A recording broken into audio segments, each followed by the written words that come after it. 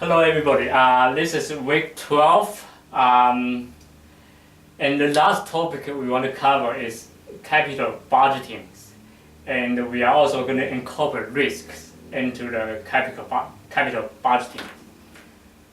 Okay, what is capital budgeting? It describes decisions where expenditures and receipts for a particular undertaking, for example like a project, will continue over a period of time. Say you want to decide whether you should set up another assembly line in your company. Then this project is going to involve a period of times. Okay, one feature of this decision is that these decisions usually involves outflows of funds in the early periods. And initially you had to make some investment. Then later on, inflows start somewhat later and continue for a significant number of periods, maybe for 20 years, for 30 years.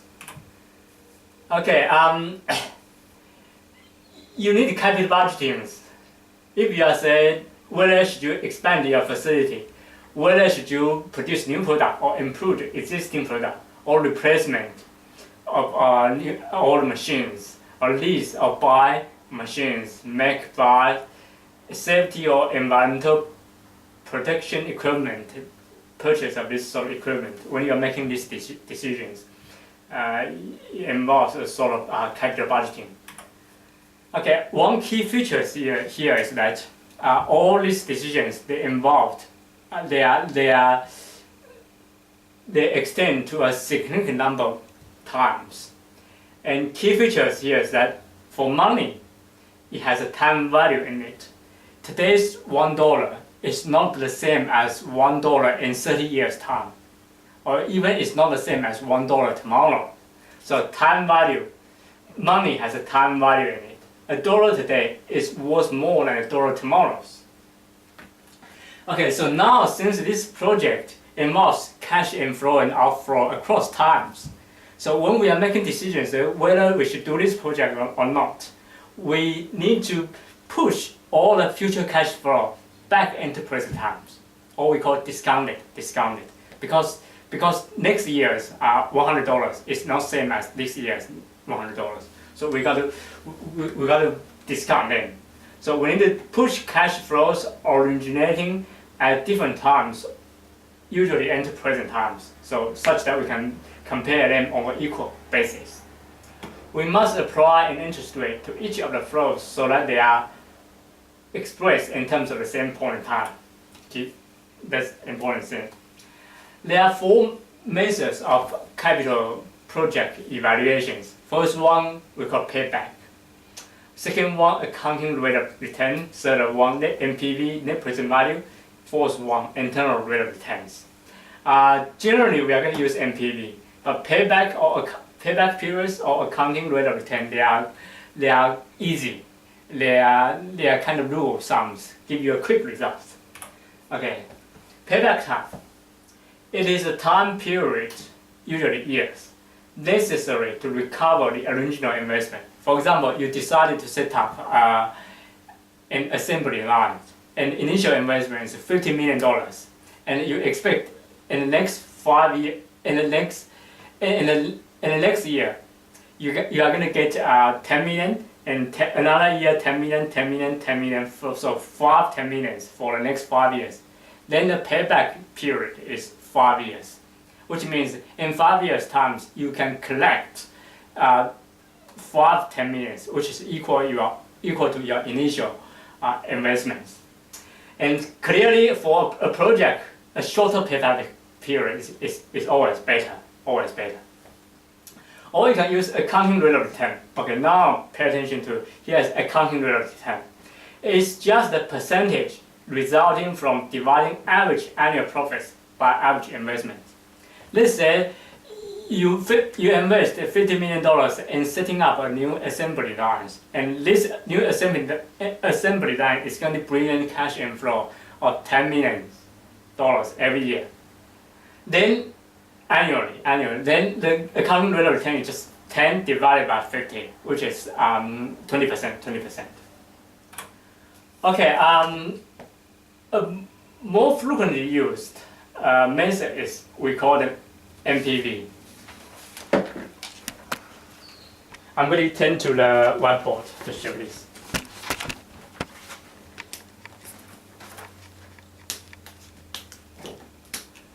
Okay, let me use a time frame.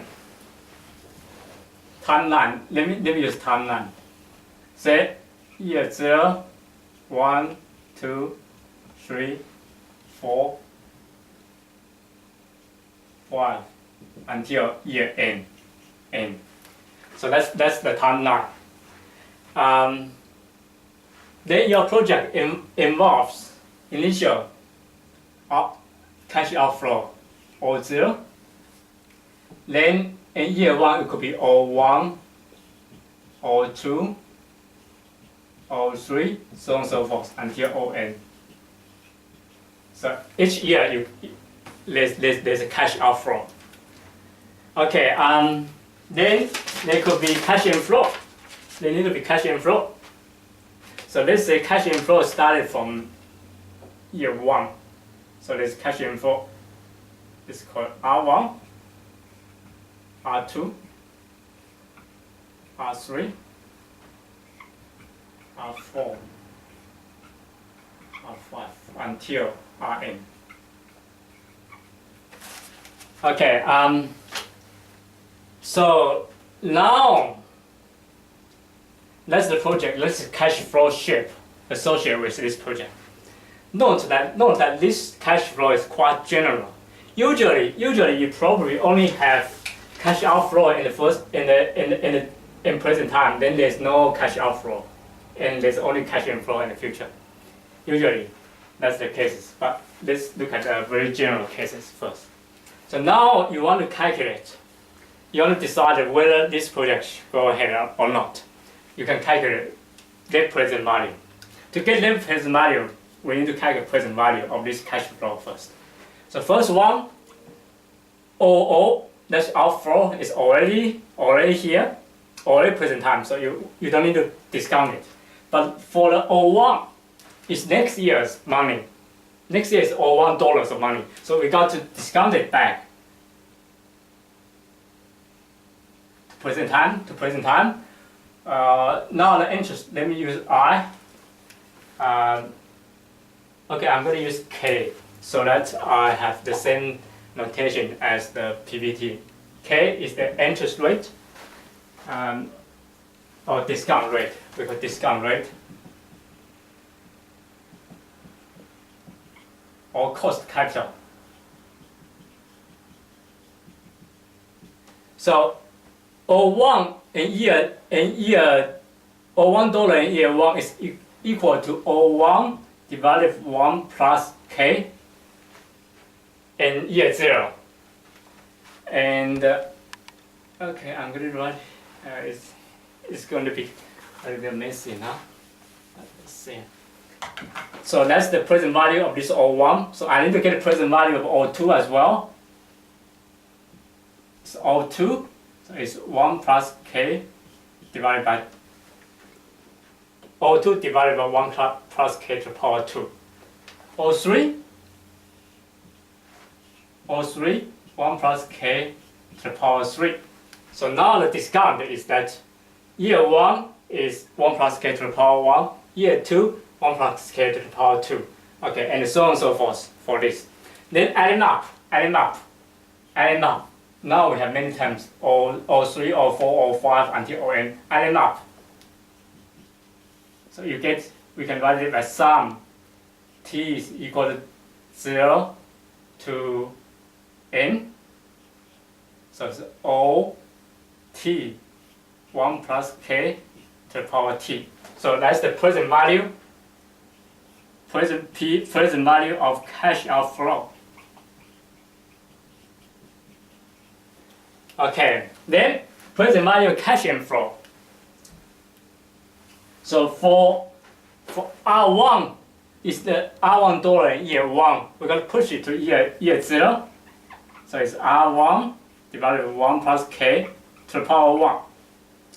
Year 2, R2 divided by 1 plus K to the power 2. R3 divided by 1 plus k to the power 3, so on and so forth, until Rn. 1 plus k to the power n.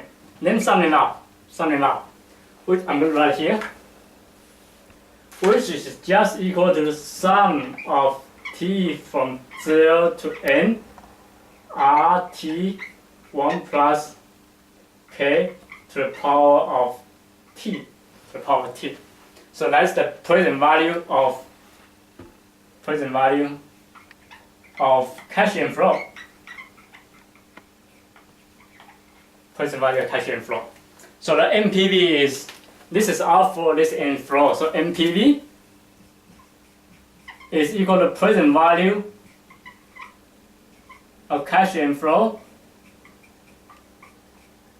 take away present value of cash outflow. It's 1 because we don't have any cash inflow in year 0. So that's NPV. Okay. And that's where this formula comes from. Where's this formula come from? So that's the NPV associated with this project. And clearly, the decision is that if you get a positive NPV, positive net present value of this project, then it is good. You should go ahead. The project is financially acceptable. If it's negative NPV, then you should reject this project. Okay, so that's NPV. The fourth method is, we call it internal rate of return. So the internal rate of return of a project is the discount rate that costs NPV to 0. Okay, so that costs the present value of the cash inflow equals to the present value of cash outflow. Certainly this depends on R. This equation depends on R. There exists at least one level, or perhaps more than one level of R, such that the present value of cash inflow is equal to the present value of cash outflow. Okay, to solve for this R, this internal rate of return, well, note that this is not easy job actually. This is higher order power functions here. Here it could be up to the powers n. So you can use trial and error with interpolation. You can calculate this R using business calculator. You can calculate this internal rate of return using the spreadsheet programs such as Excel. Excel actually has a function of this. And clearly, if you calculate the internal rate of return is higher than your cost of capital, then the project is, yes, you should go ahead. The rate of return, the internal rate of return is higher than the capital, cost of capital, then yes. Otherwise it's not. Okay, NPV is the most frequently used methods of project evaluations. There's a close link. If you look at this one, internal rate of return is the rate of return such that the present value of cash inflow is equal to present value of cash outflow. And NPV is equal to the present value of cash inflow take away present value of cash outflow. So clearly you should expect that there's a close link between NPV and internal rate of returns. Okay, so for single projects, if we are making decision on a single project, internal rate of return and NPV generally give you the same result. Which means that if you get a positive NPV, then your internal rate of return will be bigger than cost of capital. 0 NPV, then internal rate of return is equal to cost of capital. Negative NPV, internal rate of return is less than the cost of capital. Okay, if you are considering multiple projects, and these projects, they are independent, which means this one project is not related to another project, then generally they can give the same result as well. But if they might yield different results, if mutually exclusive projects are analyzed, and this disparity might occur if the initial cost of proposal differed the shape of the cash inflow streams differs. Okay, in calculating NPV, there's another problem associated with this one. Remember, in calculating NPV, we got to solve these higher order power functions. So the cash inflow of the project could be such that you have more than one solution to these equations. In that cases, problems can arise. Okay, so anyway, NPV is the most recommended measure of a project. If you want to making decisions on whether you should implement a project or not, NPV is the most frequently used one. In doing the project capital budgeting, project evaluations, a very important task is to pin down the cash flows. This is actually the analysis, the most difficult task, is to enter the best estimate of cash flows in the analysis. Well, this is because future timing and the amount of cash flows are uncertain.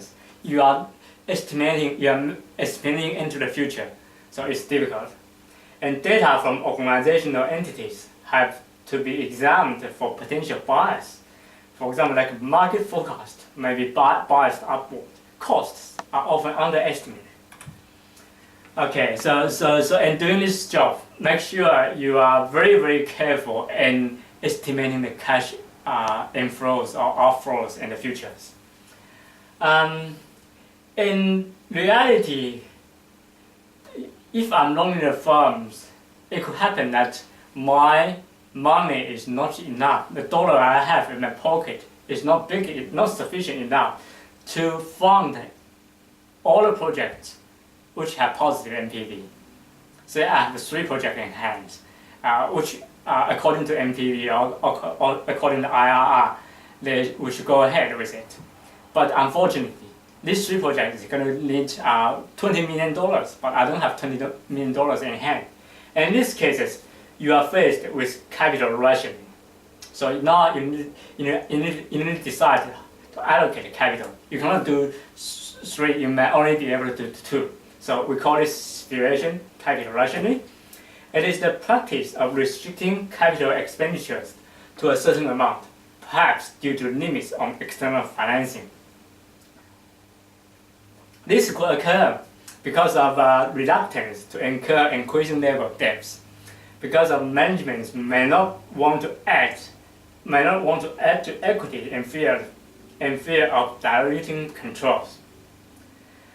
Okay, given if you have capital rationing, it does not permit your company to achieve the maximum values, that's for sure. Okay, usually a capital project involves, as I said before, involves a long period of time. And if we look into the futures, future is uncertain. So there's a lot of risk associated with this. So in our capital budgeting, we may want to incorporate these sort of risks. The way we incorporate them is, first, we calculate expected NPV, and then we calculate associated standard deviation, associated risks, the risk associated with this project. Okay. So the NPV, so what we can do is, okay, for this project, there's only an initial investment, there's no cash outflow in later periods. There's only one cash outflow at present times. Later on, there's cash inflow from year 1 to n. But each year's cash inflow is uncertain. There's a risk associated with there's a risk. So from there, we can calculate each year's expected cash inflow, then treated this expected cash inflow as being certain, then discounted them, sum them up. So get the expected present value of cash inflow, take away cash outflow. So you get the expected NPV here. Then calculate the associated standard deviation. So now each year you can calculate the standard deviation and the variance associated with the cash inflow and discount them back. Note that now here discount is 2t because this is a variance, this is sigma square. Discount them back, sum them up, then square root them, you get the standard deviation of the NPV associated, the risk associated with this project. We are going to look at the example shortly, but before I move the examples, let me remind you the Trade Practice Act 1974. There are two main parts in this act, which is related to this course, this subject. Part 4, which deals with anti-competitive practice. Remember previously we talked about price discriminations. All these sorts, they may not be feasible in real life because of anti-competitive practice. Part 5 deals with unfair trading practice. If you are interested with this act, you can Google it and go online to find this act. Okay, and now I'm going to switch to an example of capital budgeting that capture the risks. Okay, this is a project with a time length of 10 years, from year 1 to year 10. Initially, you gotta invest $50 million, so there's cash outflow. I put the negative signs in the front to denote that it's a cash outflow. Okay, then there's a cash inflow, and certainly your projects in the future cash inflow is uncertain. So if the year is good year, you get $20 million, $20 cash inflow. Ordinary year 10, bad year, you make loss. That's -5. And good year, it has 20% chance. Ordinary year, 50% chance. Bad year, 30% chance. So now, the discount rate you use, the interest rate or cost capital is 5%. Okay. So now you can calculate present value of this cash inflow. So from here, you want to calculate expected cash inflow first. So here is the expected cash inflow is you weighted this one 20 by the probability, 10 by probability is probability, and -5 is probability. Then sum them up. So that's the expected cash inflow for year 1, then for year 2 until 10. So that's the expected cash flow in year 1, year 2, year 3, year 4, so on and so forth. Then discount them. See here, this 7.5 is a year 2 expected value. So you got to discount them. So this 1 divided by 1 plus this interest, this discount rate. Note that it's B3, it's B8 here. So I put the dollar signs in the front to fix the reference. Then, so that's the discounted.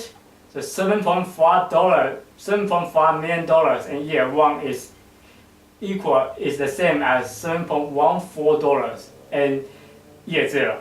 Then this one, so on and so forth. And clearly we see that as we move further out across years, we discounted heavily. $7.5 million in year 10 is just equal to $4.6 million in year 0. So get this one, add them up. So you got the present value of expected cash inflow. Then you get expected cash inflow, present value, expected cash inflow. You get the present value cash outflow. So you get calculate the NPV, expected NPV. So it's $7.9 million. So you get a positive expected NPV. So apparently or intuitively, this project appears to be good. But we haven't finished it yet, so we need to calculate the associated risk as well. Let's calculate associated risk. So now, associated risk, to get the risk, we got to calculate the risk, the variance in each year. So variance in year 1. So now this is mean, this is 20. So the square deviation That's the square deviation for 20 from its mean. This is square deviation of 10 from its mean. This is square deviation of 7.5 from its mean. Then you calculate. You weighted this square deviation by its probability, weight this one by its probability, this one by probability, then add them up. So you get risk, variance. You get variance of year 1, variance year 2, year 3, year 4, so on and so forth. Then discount them, discount this one back to present value, and note that now is to the, when you discount it, it's 1 plus the divided by 1 plus discount rate to the power of 2t, Okay, so because variance is squared, okay, no, pay attention to this. So that's the present value of the variance. Sum them up. So you got the present value of the variance across years. Then square root them. So that's the risk. That's the standard deviation. That's the risk associated with this project.